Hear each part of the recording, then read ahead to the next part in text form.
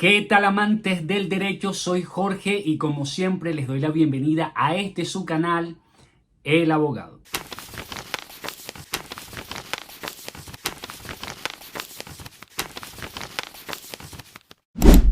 En esta oportunidad hablaremos acerca de la audiencia inicial.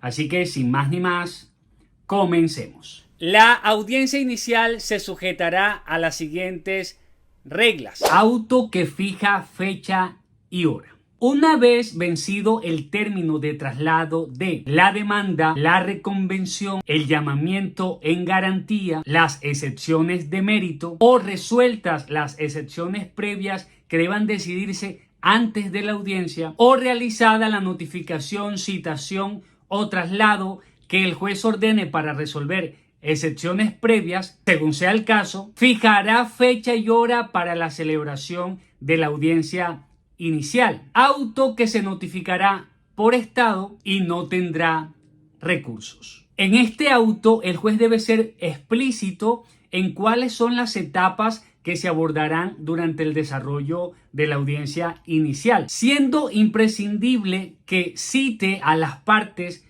para que concurran de manera personal a rendir interrogatorio, a la conciliación y en general a todos los asuntos propios de la audiencia inicial. Intervinientes. Es claro que como se trata de un proceso verbal, además de las partes, a la audiencia deben concurrir tanto el apoderado de la parte demandante como el apoderado de la parte demandada. Y dependiendo del caso, también deberá hacerlo el curador ad litem. Llegada la fecha y hora para la celebración de la audiencia inicial, una vez instalada, el juez le dará el uso de la palabra tanto a las partes como a los apoderados y, de ser el caso, al curador ad litem para que presenten sus generales de ley y con ello acrediten su participación en la audiencia. Les dejaré por aquí un video donde les enseño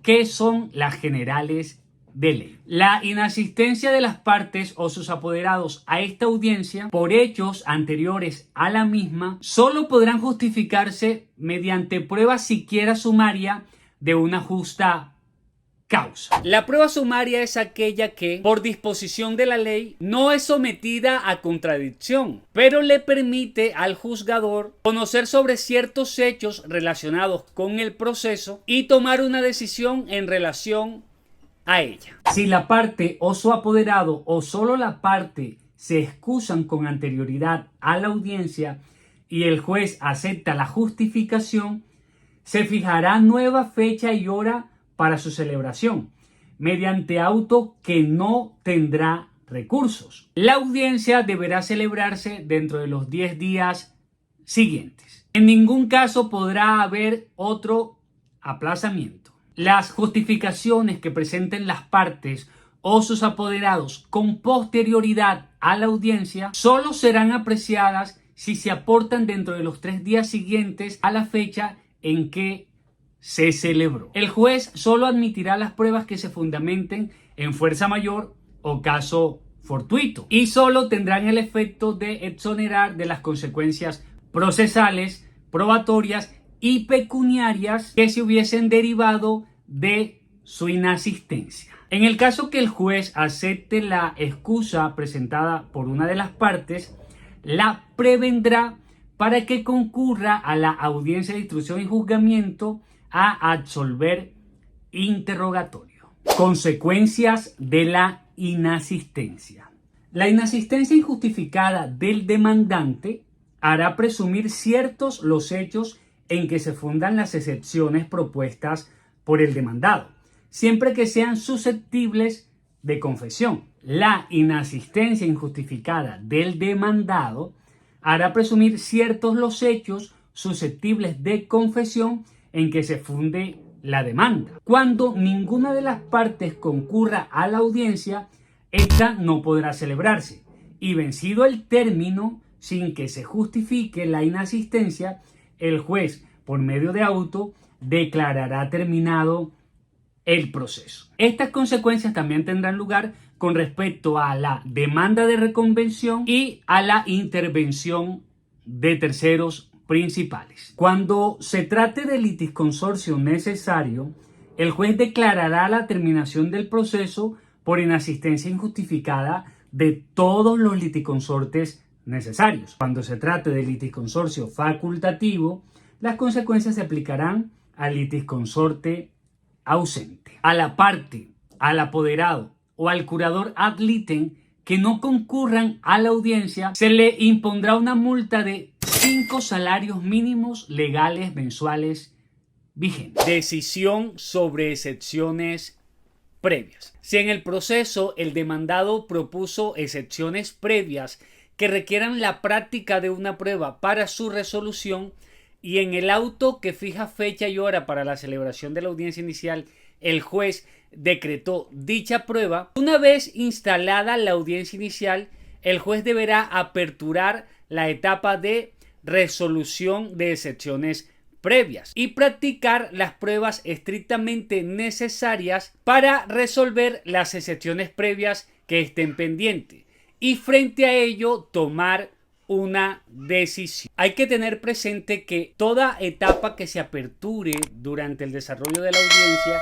debe cerrarse formalmente para poder posteriormente aperturar una nueva etapa y así sucesivamente. Conciliación. Desde el inicio de la audiencia y en cualquier etapa de ella, el juez exhortará diligentemente a las partes a conciliar sus diferencias. Sin embargo, una vez aperturada la etapa de conciliación, el juez procederá a suspender la grabación de audio y video para que de esta forma las partes puedan proponer acuerdos que pongan fin a sus diferencias. En esta etapa, el juez puede proponer fórmulas de arreglo sin que ello signifique prejuzgamiento. Si las partes llegan a un acuerdo que ponga fin a sus diferencias, el juez reactivará la grabación de la audiencia y acreditará de viva voz de las partes el acuerdo al que han llegado, lo cual pondrá fin al proceso. Si las partes no llegan a ningún acuerdo,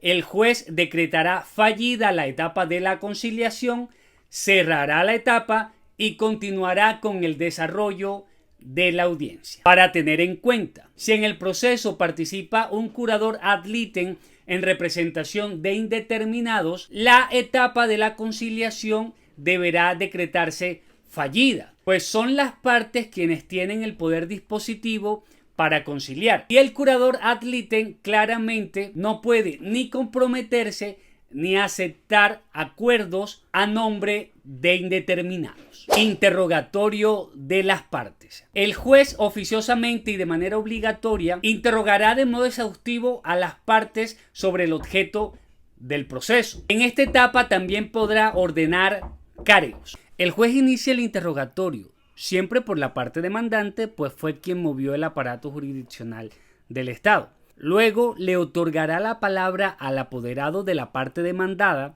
para que interrogue a la contraparte. También le permitirá al curador ad litem interrogar al demandante. Y por último, le cederá el uso de la palabra al apoderado demandante para que interrogue a su cliente. El juez puede volver a interrogar si así lo considera pertinente. Una vez termina el interrogatorio a la parte demandante, entonces es el turno de la parte demandada. Así, el juez inicia el interrogatorio a la parte demandada. Luego le cede el uso de la palabra al apoderado de la parte demandante para que interrogue a la contraparte. También le permitirá al curador ad litem interrogar al demandado. Y por último, le cederá la palabra al apoderado del demandado para que interrogue a su cliente.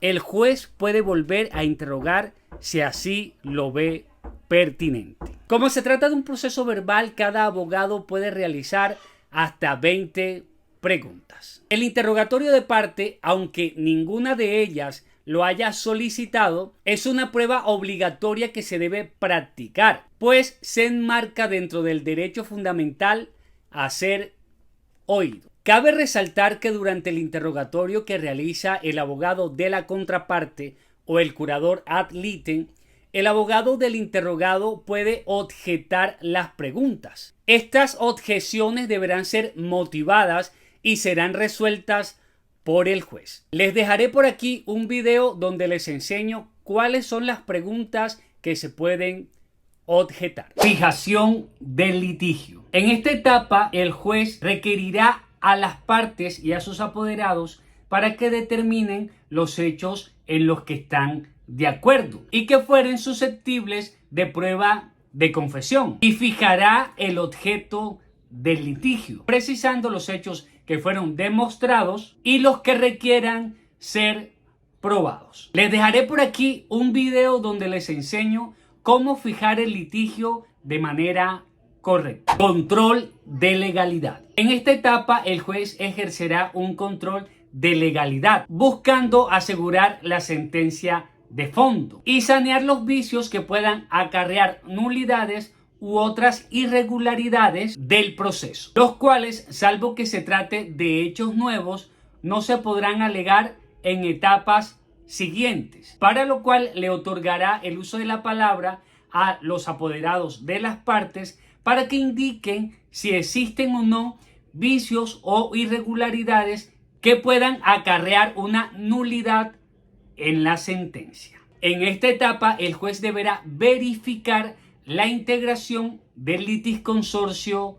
necesario. Decreto de pruebas. En esta etapa, el juez procederá a decretar las pruebas solicitadas por las partes, pero también tendrá la oportunidad de decretar de manera oficiosa las pruebas que considere necesarias para el esclarecimiento de los hechos. Fijación de la audiencia de instrucción y juzgamiento. El juez, antes de finalizar la audiencia inicial, deberá fijar fecha y hora para la celebración de la audiencia de instrucción y juzgamiento y dispondrá de todo lo necesario para que en ella se practiquen todas las pruebas decretadas. Sentencia. Hay que tener presente que la única razón de ser para fijar fecha y hora para la celebración de la audiencia de instrucción y juzgamiento es que existan otras pruebas por practicar, testimonios, prueba pericial, inspección judicial, etc. Por lo que, si llegado el decreto de pruebas, el juez encuentra que no hay más pruebas por decretar y que ya todas fueron practicadas, como en el caso del interrogatorio de partes, dará continuidad a las etapas que le faltan para dictar sentencia.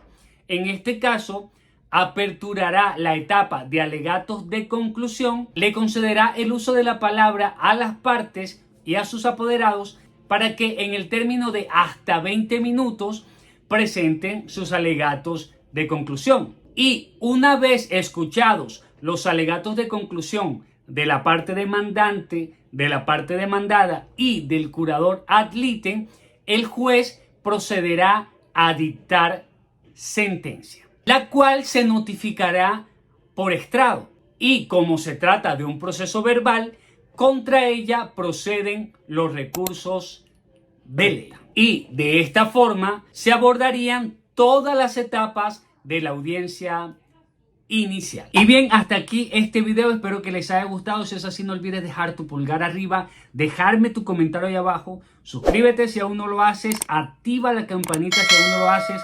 Hey, muchas gracias por el apoyo. Chao.